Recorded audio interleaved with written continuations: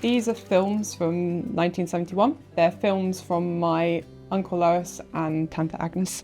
My grandfather came to the UK in the 1950s. My grandfather, my mum's side, is Austrian. My grandfather being in the UK, his family had to come over to visit him.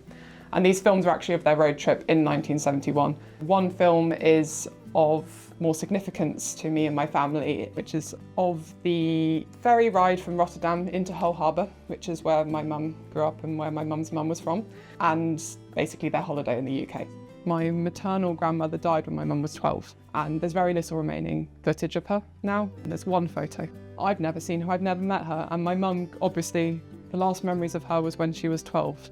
So to see my grandmother happy, smiling, walking, and also to see these snapshots of time in York especially, which is a close place to my heart as I went to university there, and to see them all walking together, and it's a snapshot of a happy time and a happy family.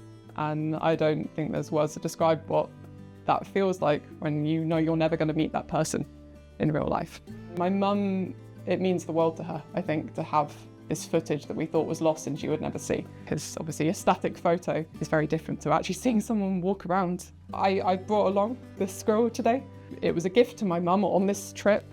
She was only 7 and Uncle Lois had brought it with her, and there is a clip in the film where she is in Minster Garden and she puts the squirrel in the tree. And I've grown up with the squirrel. It's just been on a bookcase. Even if it's a really very small thing, seeing that and seeing my mum as a little girl with this squirrel that I've grown up with as well and had look over me, there aren't words to describe how precious that is. This digitisation process offers something that is indescribable. If you think your memories are lost, potentially they're not. Or if you think there are memories that are held in film that you have never seen, well, again, this offers you an opportunity to see a snapshot of time that no one else has seen or hasn't seen in 50 years. And that's really lovely. I read an article a year ago saying, you probably need to do something about your cellulose films because they'll degrade and get vinegar syndrome. I thought, oh, well, if this is the last remaining footage of my grandmother, probably a good idea to do something about them now, which is how we came to Hampshire Archive, basically.